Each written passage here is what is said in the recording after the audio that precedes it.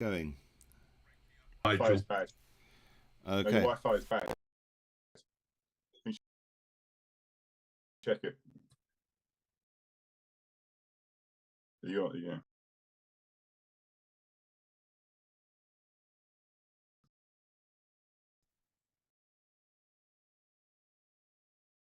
It's like, oh, potholes are going in there. It's like, oh, that's okay. Oh, there'll be more potholes if it's on that road.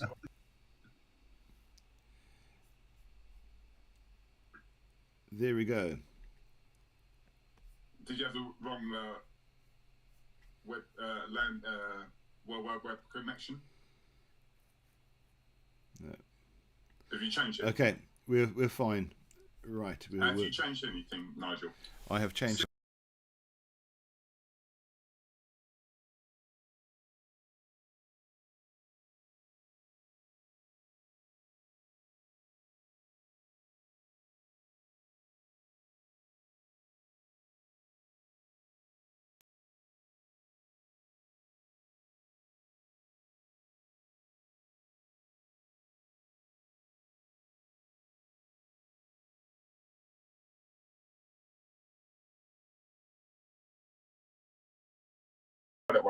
Right. Well, we will pursue things anyway. Sorry for the hold up there, everyone. A few technical difficulties. My microphone decided not to talk to my computer for some reason, so we're on another microphone. And now we get to the bottom of it. Yeah. Right. Yeah, so we are on to Proverbs 21. Yeah. And we have got 31 verses. I'm going to recommend, as I have done the other days, one person prays, two people read. So volunteers for prayer, welcome. I volunteer not to read today. Okay, pray then, Steve. Pray, and we'll read. Yeah, Heavenly Father, thank you. Help us for all our difficulties, and you help us to land where there's no difficulty. So we pray for more of that today, and you help us through all the pitfalls, and you give us all the tips, the signposts which say, don't turn here, don't head straight on now, and everything. And we look through your direction, and in Jesus' name, amen. Amen. Right. Would you like to go first, David, or second? Yeah, sure. No, I'm happy to go first. Okay. What, we do 15 verses? Yeah, that sounds good. Yep. That'd be great. Thank you, David. Yep. Okay. Chapter 21 of Proverbs, verse 1. The king's heart is in the hand of the Lord. Like the rivers of water, he turns it wherever he wishes. Every way of a man is right in his own eyes, but the Lord weighs the hearts. To do righteousness and justice is more acceptable to the Lord than sacrifice. A haughty look, a proud heart, and the ploughing of the wicked, ploughing of the wicked are sin.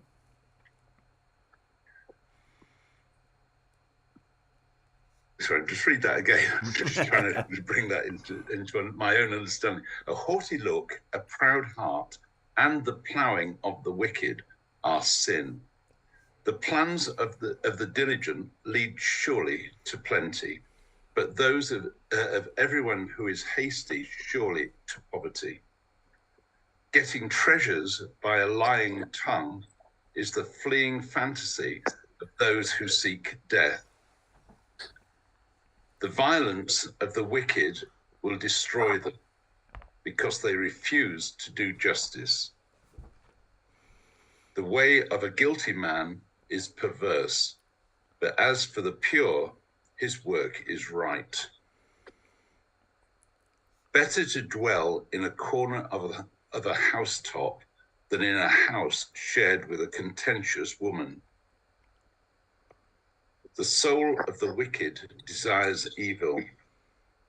His neighbor finds no favor in his eyes. When the scoffer is punished, the simple is made wise. But when the wise is instructed, he receives knowledge.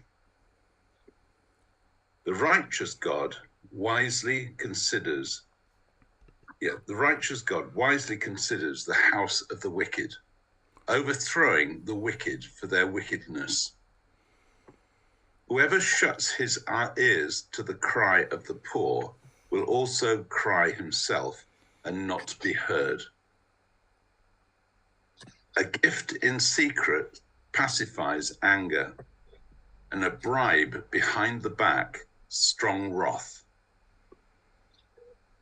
It is a joy for the just to do justice, but destruction will come to the workers of iniquity. The one who wanders from the way of good sense will rest in the assembly of the dead. Whoever loves pleasure will be a poor man. He who loves wine and oil will not be rich. The wicked is a ransom for the righteous, and a traitor for the upright. It is better to live in a desert land than with a quarrelsome and fretful woman. Precious treasure and oil are in a wise man's dwelling, but a foolish man devours it. Whoever pursues righteousness and kindness will find life, righteousness, and honor. A wise man scales a city of the mighty and brings down the stronghold in which they trust. Whoever keeps his mouth and his tongue keeps himself out of trouble. Scoffer is the name of the arrogant, haughty man who acts with arrogant pride. The desire of the sluggard kills him, for his hands refuse to labor. All day long he craves and craves, but the righteous gives and does not hold back. The sacrifice of the wicked is an abomination. How much more when he brings it with evil intent? A false witness will perish, but the word of a man who hears will endure. A wicked man puts on a bold face, but the upright gives thought to his ways. No wisdom, no understanding, no counsel can avail against the Lord. The horse is made ready for battle, but the victory belongs to the Lord. And so we've been looking through Proverbs, and as I've said nearly every day since we started chapter 10, this begins with the fear of the Lord. It begins in a relationship of reverence with God, and out of that flows wisdom, is what this book tells us. And as we look at these individual proverbs, there's wisdom in these that come from Solomon, which is what's said at the beginning of chapter 10. We're still in that flow of wisdom from Solomon. And actually, you've got many different points. And in this, our relationship with God is key. Our walking in right standing, righteousness is right standing before God, is very important. But what this points out and almost challenges us with is what kind of person we are going to be. And actually, as we're challenged with that, we're challenged in lots of different areas of life. And these proverbs seem to touch on nearly every area of life. They're going all over the place into different arenas and showing how wisdom works through. And so as we're working through this, I think it's really important just to keep that eye on the relationship with God and the outworkings of that. And some of these proverbs have been used very negatively in the past towards women. I would say in this there is a different approach in this. Is basically, how do you get households to work well? I think is a good question. And where you have a problem, as I sometimes, you've had moments in families where there's been tension and so on. It's owning those problems is important for everybody, and working those things through together is important. So just looking at that, we'll have a look through this passage. I see Steve's eager hand is waving in the air, and I think, yeah, we'll go straight to Steve. Go for it, Steve. Sorry, I am animated, the waving hand for myself and for everyone's amusement. I'll go into verse 19 specific. See, in the preamble, it's like probably a lot of us have heard this advice. Oh yeah, you can read a proverb a day. And there'll probably be times when we've done that. I certainly have. And, well, like David was doing there, it's like you've just got to read one verse, even half a verse. It's like, am I getting this? Sometimes, on this topic, verse 4. See, this is not no one. Yeah, there's really good translations. There's really bad translations. There's a couple of Bibles which you should not read. Probably that you won't find on Bible Gateway, so they're from cults or something. But pretty much any Bible's good, and some will give you an insight. I love the Message. I like his insight, but it's his view that's. Sometimes you just get the words, and there's things you can see. It's like a diamond. You can see it from a different angle, and you'll see different colours.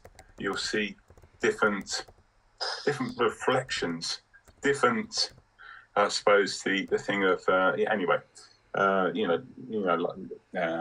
So anyway, the point I was one of the make several points all at once, not at once in sequence. There's so much in a chapter of Proverbs. It's almost too much. There is a banquet there for, I don't know, a week. It depends how much food you need. Sometimes you just need to read them sometimes. It's not doing anything in your mind that much. So yeah, the Lord will change your mind, but it's doing something in your spirit, and it goes through the soul and in the mind, and yeah, it will do something, and it will do something, to your thinking. Anyway, the point being, there's so much here. It's like you can choose one chapter and say, that's the meal for the day. I've got breakfast there. I've got 11sies. Have a little nice. Now I have lunch. Yeah. And then obviously, like every English person, we have afternoon tea at 4 p.m, like the Queen does, and now the King. We have tea and scones come out with little cucumber sandwiches. And of course, we have our evening meal. So, good 3-course meal. And we have supper. And there's, if we want a bit of snack, we'll have that. And yeah, the point I'm making is there's so much here. It's almost too much. We could talk about, I don't know. Yeah, so anyway, I'll get on with some of these things. Verse 4, haughty eyes and a proud heart, the lamp of the wicked are sin. See, there's many ways you can use a word, and probably if it's got footnote in the ESV, probably go down to it, or the ploughing. So the ESV writers have said, well, the ploughing, does that make much sense to us in this? Yeah, we'll choose that word can also be used through a lamp. Actually, it's a path, a lamp. Maybe use it for ploughing, who knows? But they've gone for this word, and it makes more sense because we know really probably it goes straight to David, and he talks about the lamp being a lamp to our feet, etc. We'll find it in the New Testament. The lamp of the wicked, see, it's the lamp of the eyes, and our sin. So, Jesus talks about that. So it runs all the way through Scripture. Yeah. So the final point is, go on. Which is on topic at this point, gender neutral. I made a point of 19. That there are good reasons to have a general gender neutral Bible. Now, there's a good reason why you shouldn't have that. The firstborn, etc., and you see all historically. But actually, gender neutral is like no, it's not. It's not. The wife is a problem, and no, it can be just as much. Looking at 19, better to live in death than with the quarrelsome and fretful man, husband. That works just as well. Yeah. Otherwise, we're just saying, well, and of course, if you get it so gender specific, you say, well, no, everyone will say, oh, yeah, now this is our verse. Wisdom belongs to a woman. Yeah, there's no wisdom in men. No, gender neutral is really very good. Yeah. and we should think more gender neutral, apart from the things when no. We'll get into discussions that because of what they're being taught in school. No, it's a choice. What biology? Oh no, I forget the words they use. Interplay of words, male and female. Yeah, that's biological. And then say, what gender? Something you choose. No. I'm not getting that point. So anyway, somebody will. Thanks, Steve. Flying through a few of your points there. Chapter 4. What David read out was the ploughing of the wicked. Ploughing is preparing to put seed into the ground. It is visionary in its outlook, and so if what the seeds sown in wickedness are going to reap a wicked harvest. So as soon as a wicked person gets ploughing, there is trouble. It's not going to be something nice. And also, I think what the ESV has done there by saying it's about the lamp, and the eyes are the lamp of the body, the New Testament tells us, I think that's visionary as well. And so they've tried to cover all the aspects of trying to keep that visionary aspect. The other thing which you're saying about gender, I think in Proverbs we've got a lot of illustrations from life, and they cover different situations, and they are meant to intend something that gives us an understanding of something. And just if we're going to go for the contentious ones on it's better to be in a desert than in a house with a quarrelsome woman or whatever, in those parables that are there, those metaphors of something, I've always found, and this is sort of coming a number of years under the belt marriage-wise, if I have people upset and angry in my house, very often there are elements of things I can do to rectify that. And if I'm going to lead in some way, everyone's problem is my problem too. If you're leading something, or you're in a house, if you are in that role, then if people have problems, even if those problems are caused by you, they are your problems, or vice versa. And so I think some of this actually is suggesting that our houses should be places of peace. And as much as it depends on all of us to get that peace and to work that through, that's something we should work through. So for example, if things are quarrelsome or something, why are they quarrelsome is a really good question to ask. Is it coming from one person who's bad in their heart, causing problems in the house that causes problems in other settings, and leaves a total mess? Or, is it actually something that needs tackling? Are there issues the family's facing that is causing someone to be upset in the house and worried and all the rest of it? So I think wisdom suggests we look at this a bit deeper than just the surface level and just throwing it into a gender or into those kind of areas. I don't know what other people think, but there's other illustrations going to come up. Basically, it's living in a house with an angry man is like living with an angry bear. It's there are things like this that are thrown up in there, and need looking at, and I think that's important for us. So we need to get the wisdom out of these things, not just lump them somewhere, so we don't have to look at them. And so I think that's important, that owning problems in the house. For a couple, you should own each other's problems as well and work through some of those things, and row right through the night if you have to. I would say. Anyway, David's got some wisdom to rescue me out of this. I'll go to David. Your microphone is off, David. Muted. Point one is I have to imagine Solomon writing this. How many wives and concubines did he have? I could just imagine him saying it's better to get out of the house when there's an argument going on. But also, I mean, on a more serious note, the proverb which says pride only brings contention. Pride, it's like Carolyn, could you mute your phone because I keep getting and it's distracting slightly.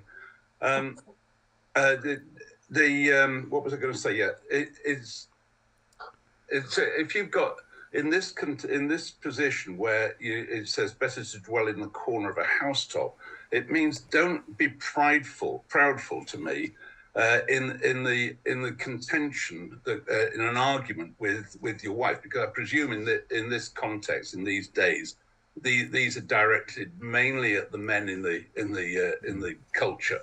So it's saying that just don't be prideful, get out of the way, and or something like that. And it's funny in my book, it's verse 9 is right opposite verse 19, which is better to dwell in the wilderness than with a contentious and angry woman.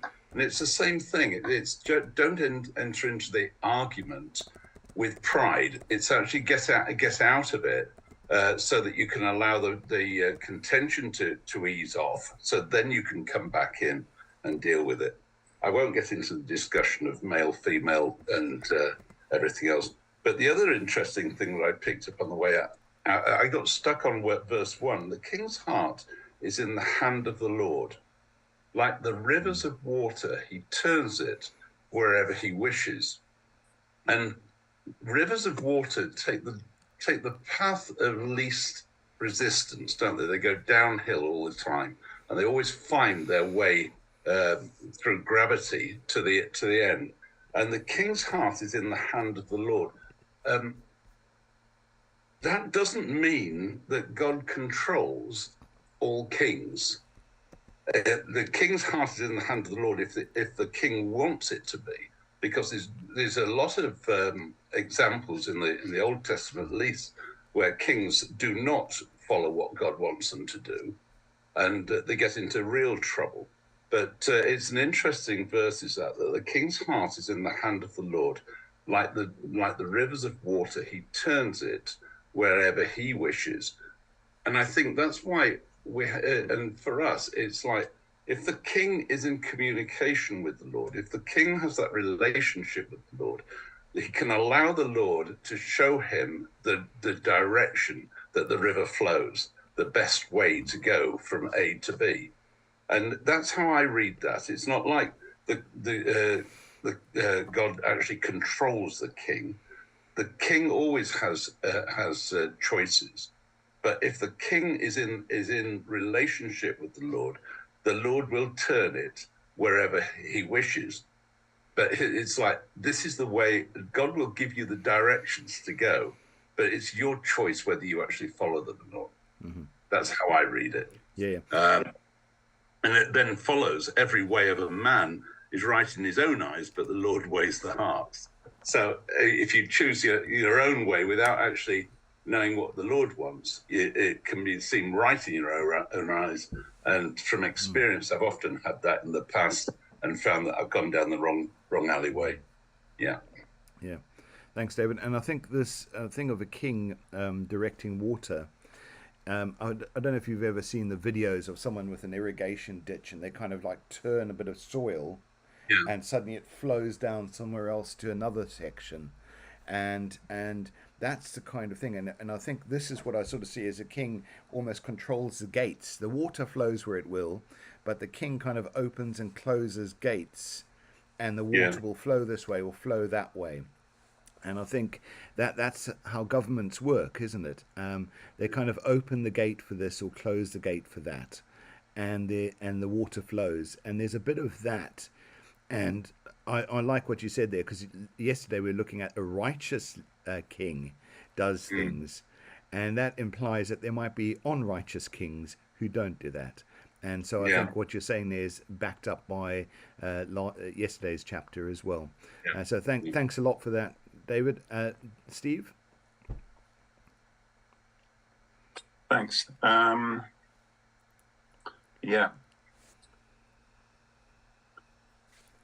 Verse 1, because this has been coming up.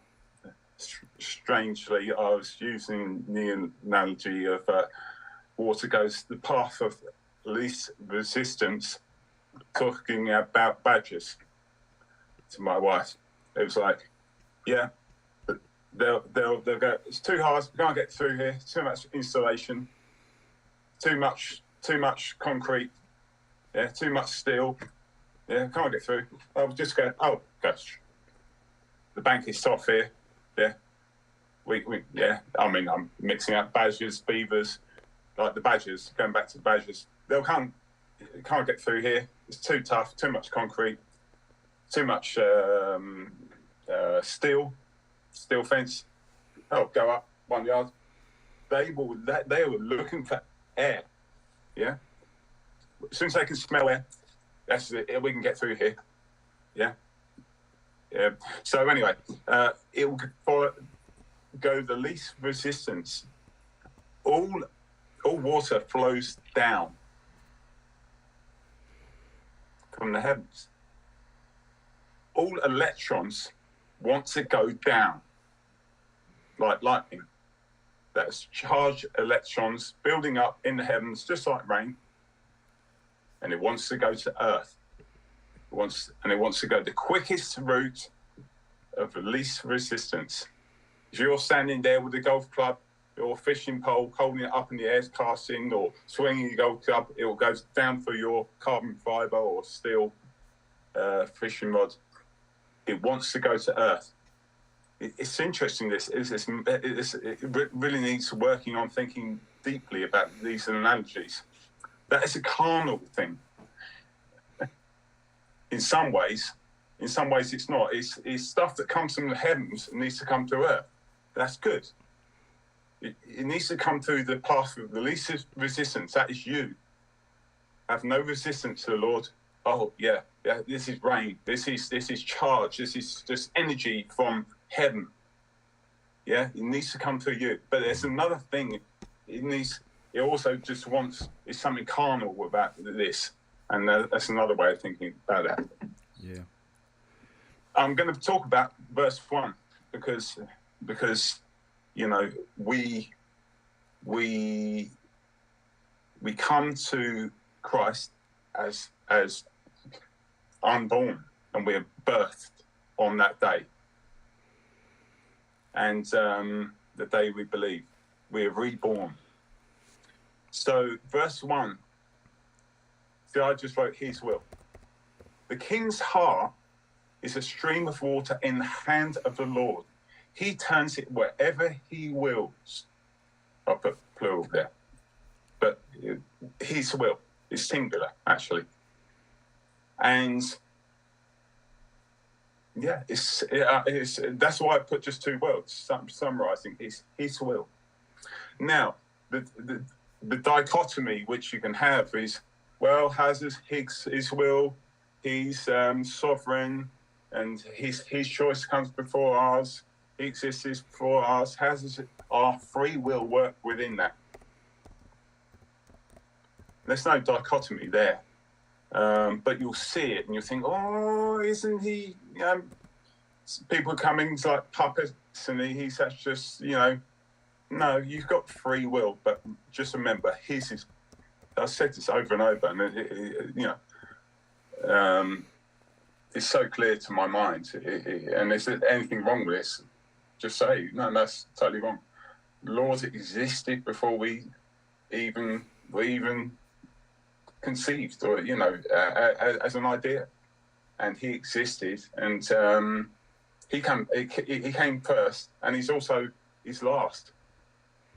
He came to be the last, even before we get there. That's obvious too, isn't it? Some people are like, oh, these are too existential questions. It's too deep. It's too much for me. But yeah, if you're going to dabble in these waters, you've got to say it's His will. Yeah. And He doesn't force us. You see, He our will. But however, going back to this thing of the king's heart, and I've talked about this, and He sets up kings, good and bad, and He removes them, good and bad. It's His will. Mm-hmm. And how's it work between the will? Oh, he was a good king, well, that was up to them.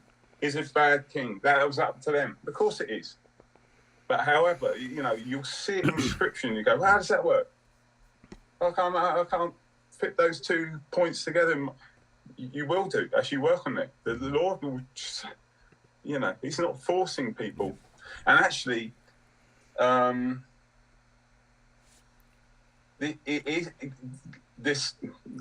it goes back to this thing of justice. The Lord is just. Mm-hmm. And you say, no, that's some. It's actually, He gives mercy to some, and others, He says, no, they get what's just. Yeah, and it's basically whether and then there's free will worked in with this. So yeah, you can go round and round in this vortex, getting lost in it. Just remember, it's His will, and He's not. People aren't puppets; they've got their free will, but His is unmeasurably more powerful. His love is unmeasurably more. And then you got this problem of love. What is love? That is the deepest question. Mm-hmm. How do we? Is it love that He gives them what they deserve, which is not mercy? This comes up in this thing about mercy. Yeah.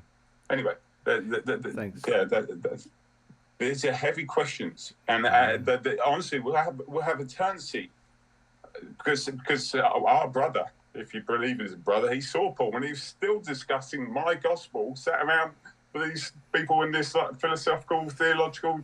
We're having this. Oh yeah, do you see what happened to the Lord? Oh, it's amazing how merciful the Lord is, and that will go on through eternity. Yeah.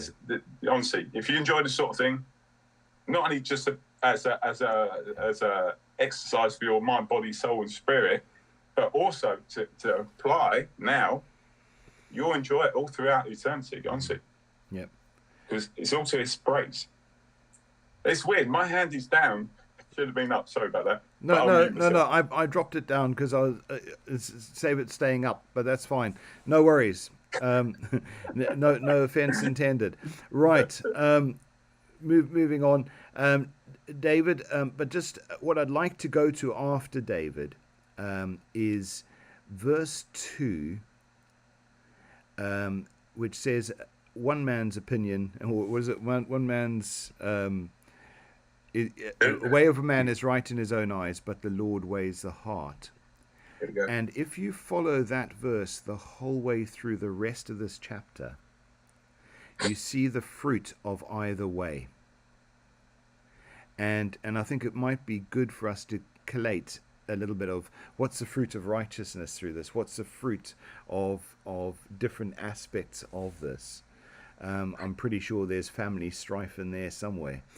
So I just think that would be a useful exercise to do after we hear from David. So just to chip that in, whilst we end up running with things hand after hand, and I just think that might be a helpful thing to look at after David. Right, go for it, David. Well, actually, I was going to go there. Just one point. I noted in the New American Standard Version in verse 1, it says, the king's heart is like channels of water, and referring back to your illustration of channels of water in irrigation. I think that's a good translation of what he's talking about here. The king's heart is like channels of water in the hand of the Lord. He turns it wherever he wishes. So, but also just backing up the fact that actually God does not always set up the right kings, because in Hosea 8, verse 4, he says, this is the Lord speaking. He said, they set up kings, but not by me. They made princes, but I did not acknowledge them. From their silver and gold, they made idols for themselves, that they might be cut off. And that sort of leads very easily into into this verse 2 and 3, where every verse 2, which I had highlighted actually for some reason, every way of a man is right in his own eyes, but the Lord weighs the heart. So you're getting that illustration of actually when kings are set up not by the Lord is actually weighing what's actually happening. And then to do righteousness and justice is more acceptable to the Lord than sacrifice. And it just sort of go in the Old Testament and in many other religions, you have to sacrifice in order to please the God. But God here is saying to do righteousness and justice is more acceptable to the Lord than sacrificing. And the one that I was going to go to originally was a haughty look, a proud heart, and the ploughing of the wicked are sin. And that talks to me about the sort of pride and, sorry, that this pride is so important that you see yourself as the most important thing on the planet, that you are God. As someone once said to me, there's only one God and I'm not it. So your pride has got to be, you've got to know who you are and be confident in who you are, but not prideful in who you are. The ploughing of the wicked is, and this, I like your illustration, what ploughing means. And I think down below here, it does say or lamp, but ploughing is a good one because the ploughing of the wicked infers that they're actually sowing wrong seeds. The parable of the seed talks about the sowing of the word of God, but likewise there are sowing of bad seeds as well, which grow, and you have to be careful. And people who sow bad seed, wicked seed, is sin. That's I'll shut up now because you want to go on further with this. No. It's exactly on track. So if you follow down the passage, the wicked seed, what's interesting is it isn't the sowing of seed it's talking about. It's just the ploughing. They're preparing for the seed to go in, and the preparation of the land for the seed. And where you've got wickedness, there are plans that go really far ahead. People plan. We're wired like that as human beings. You can plan good, you can plan evil. And people can actually, this preparation of the land to sow the wicked seed, people can come to you and they can actually boost you up, build you up, and encourage your own pride, so that then you are open to receive the wicked seed. Yeah. And so but if you look at the fruit of wickedness on the way down this passage, so I'm sure Steve's about to go there. The plans of the diligent lead to abundance, but everyone who is hasty comes only to poverty. So there's contrasts the whole way through, where people in their haste think they're doing the right thing, but they're not. And that kind of the thoughts of the heart all seem right in their own eyes, but the whole way through this passage you see them come a cropper on different aspects of that. And actually this walking with God, this diligence of walking with him through life, actually is the only way to produce the goods at the end of the day. And there's a lot in this, I think, as we go down. But I'll go for Steve. Go for it, Steve. Good.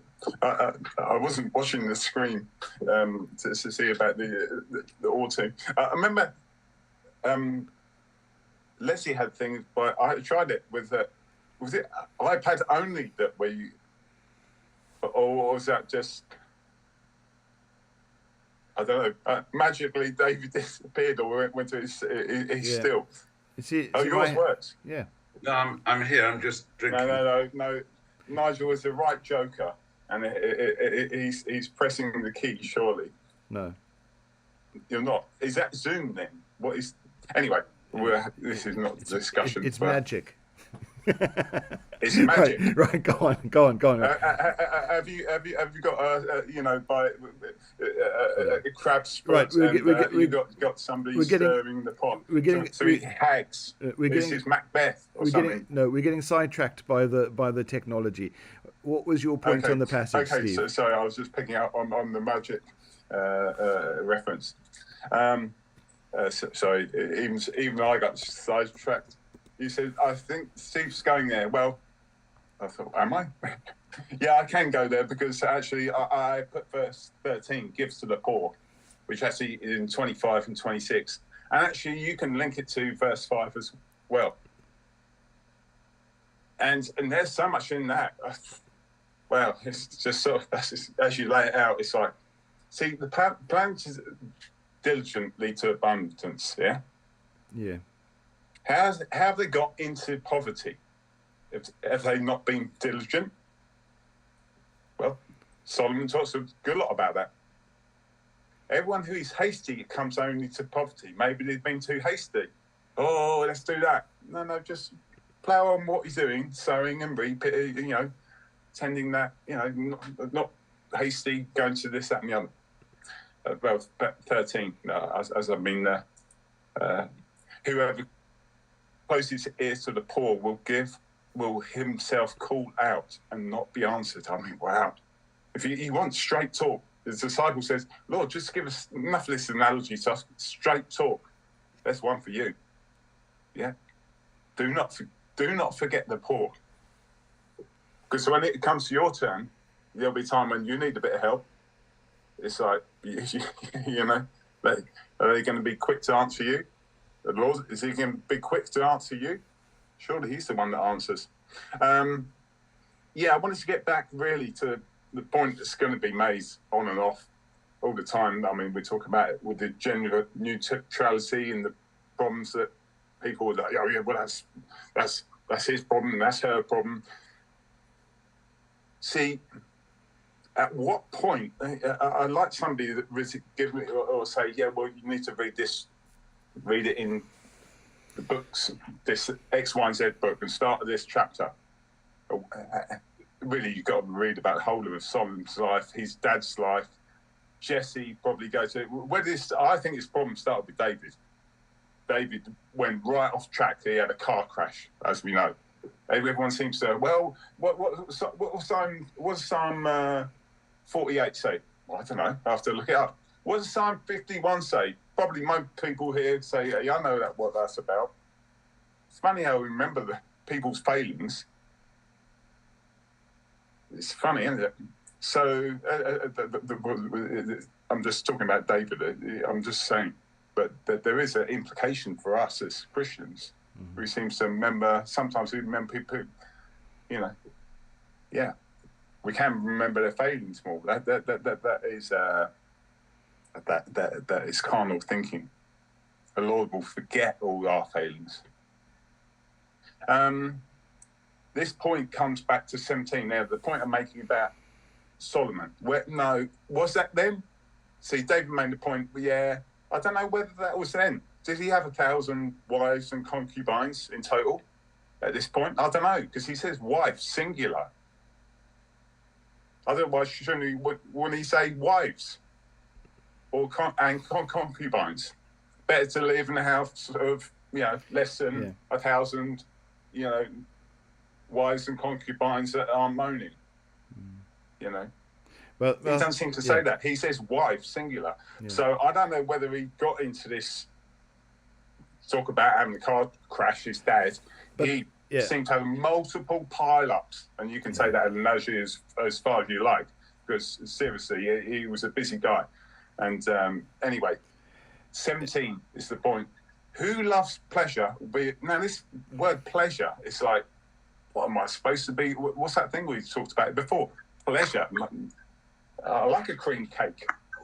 I like to have a nice, Well, there's something which is like love, no pleasure. It's like, surely didn't the Lord create a nice sunset? I can go, look at that, it's pleasurable. There's something in this word and use of the word pleasure that doesn't. Sure, this is, there's a thing, it loves too much pleasure, was how he was. It's a changing of the meaning of the words. Going back certainly over thousands of years here, when did he write this stuff? More than 2,000 years ago, well before that, 3, 4, I don't know how, somebody give me I think who loves these things. Yeah. So anyway, getting to the verse, who loves pleasure will be a poor man.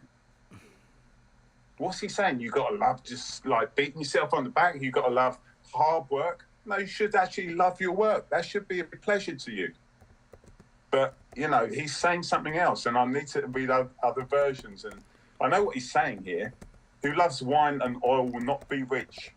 Well, surely aren't we tending to the grapes and sowing the fields so we get wine and oil?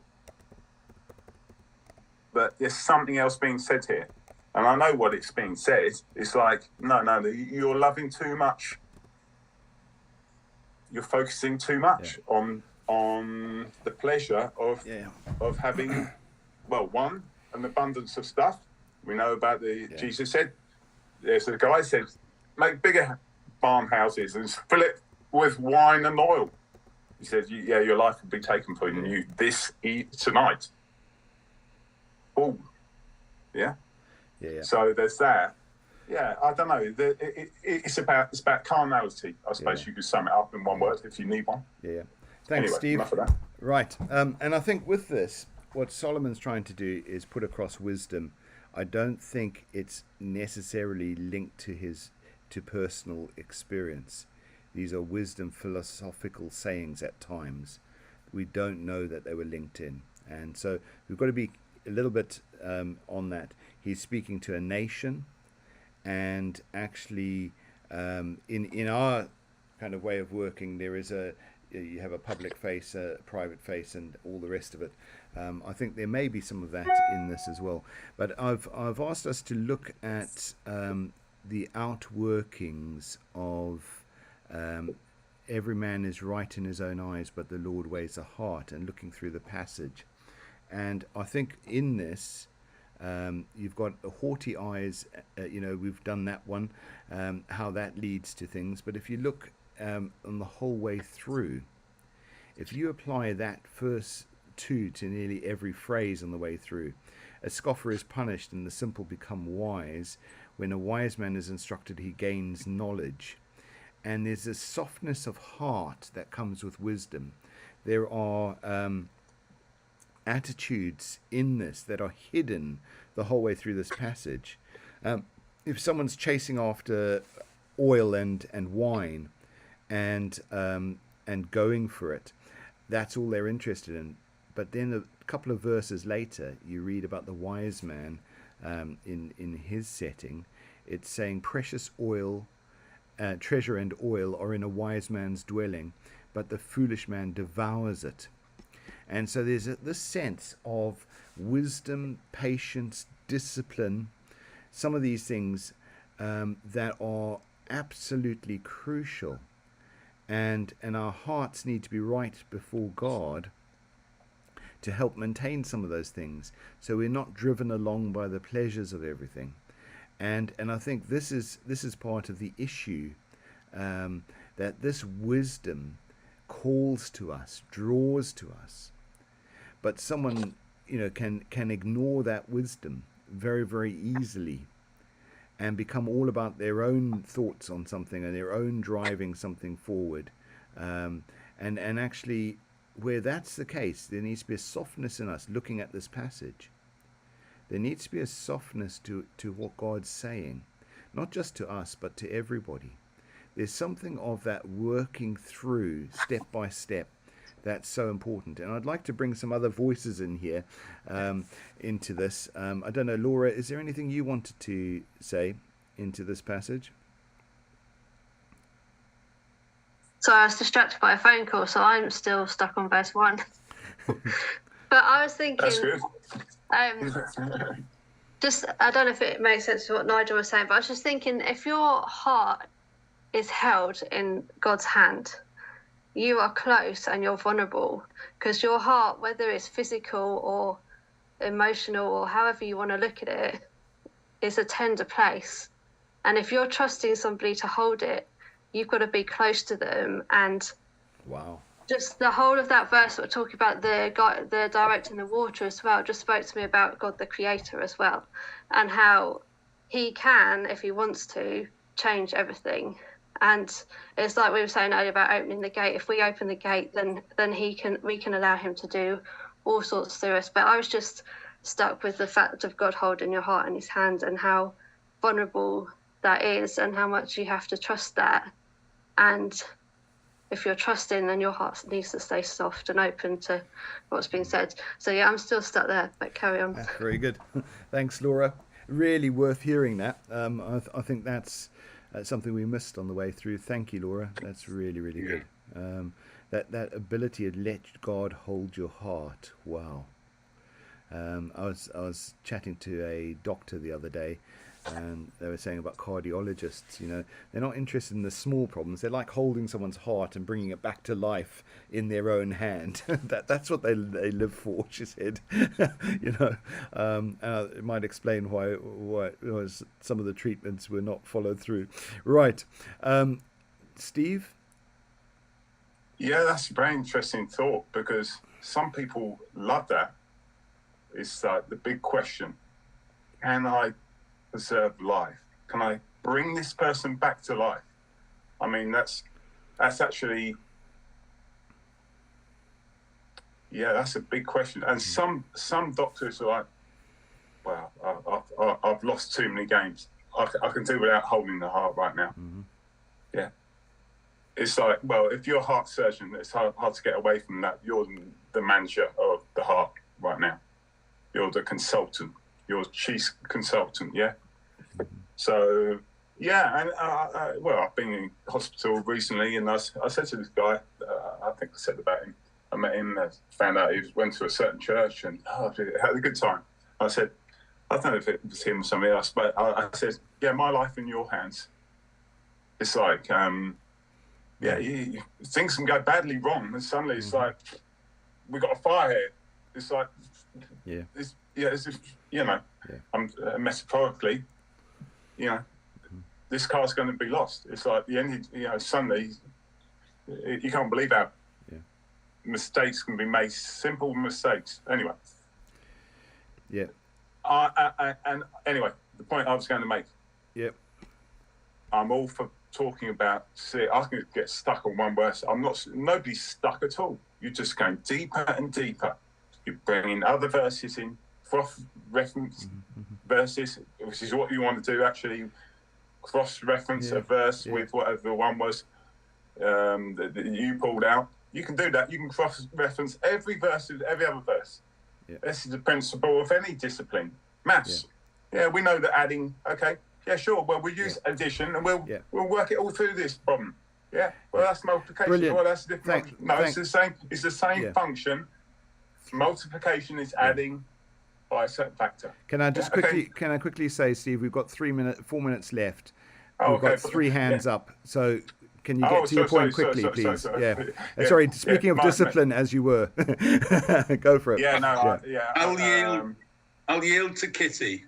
Okay, thanks, David. Sorry. I'm just about to go in one sentence in. I will pull out the thing about, I'd like to know more about Solomon. My question is, the point you made, Nigel, was, it said like wisdom, philosophy. I looked up the words. Philosophy is the study of fundamental nature of knowledge, reality, existence. Good. We need good philosophy. That is God, in one word. Okay? Especially concerned with academic discipline. Oh no, it's only like in the mind, natural, a system, a theoretical basis. No, I don't think that Solomon, in his prayer, said, "Lord, I need good theory, and I'll throw it out a window. When it comes to it, I'll make up my own mind." Steve, no, he wanted to know God's thoughts, which is wisdom, how to imply it. And at some point, it went wrong. Now, you said when he's writing this, it went wrong. I don't know. No, I'm not seeing that. If there's evidence for that, I need to know where I can find that, and I'll read about it. I'm going to move Yeah, us on. my hand goes down. I'm going to move us on because I think with this we can major on. We can dig as deep as we want. That's fine. We can do that when we're having a conversation together. We need to keep it moving as well. So I'm just going to move us on a little bit. But thanks, Steve. I take your point. Yeah, Kitty, no, but your Lawrence took us back to one. It wasn't my fault. Kitty, It wasn't Kitty, me getting us stuck. yeah. There's no one's Laura fault. was stuck, There's and I was no, saying, yeah, that's fine. there's You're no not one stuck at all. There's no one's fault, Steve. Kitty, Thank you. you're muted, Kitty. Yeah, just that first verse, the king's heart's in the Lord's hands. And I think there's another verse, I don't know where it is, that says God appoints governments and brings down governments. And I suppose it goes down to the sovereignty of God. We know that God has overall, he has a time, time and a season for things to happen. I was just wondering about that. I know we are to pray for those in government, and but he does say he puts governments in place and brings down other governments. Yeah. That's just. Yeah, I think. Question. Yeah. And I think the difference, there is, Apostle Paul told us in the New Testament to treat every government as though it's put in place by God, and to obey them. And I think that's important to obey as far as it goes. It stops us disobeying God, but I think that's important, and that's wisdom as well. And I think that's the point you're making, isn't it, Kitty, about God putting people in place. But I think also the way the water flows is something that the Lord can direct in the heart of the king. But the king can also be unrighteous and not do that as well. I think there are some of these elements in this, that are part of all of this, where you've got... It's the difficulty is how the sovereignty of man meets the sovereignty of God meets man's free will, and I think that's the difficulty, and we never seem to get that quite clear. But that's fine. So looking at this passage, we've reached 10 o'clock. But thanks, Kitty. Was there anything else you wanted to say there, Kitty? I just want to check I got your point right. No, but when it states it in the scripture, you'd think that God has absolute control over the kings, over the governments. Yeah. I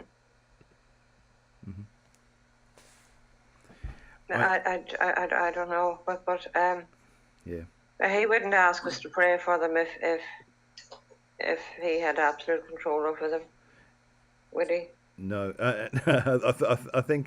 I think he could have, and leads in a number of ways, but I'm not sure. I think God generally works, and this is the whole point of Proverbs, because if we were automatic robots in some way, there would be no need for us to seek wisdom.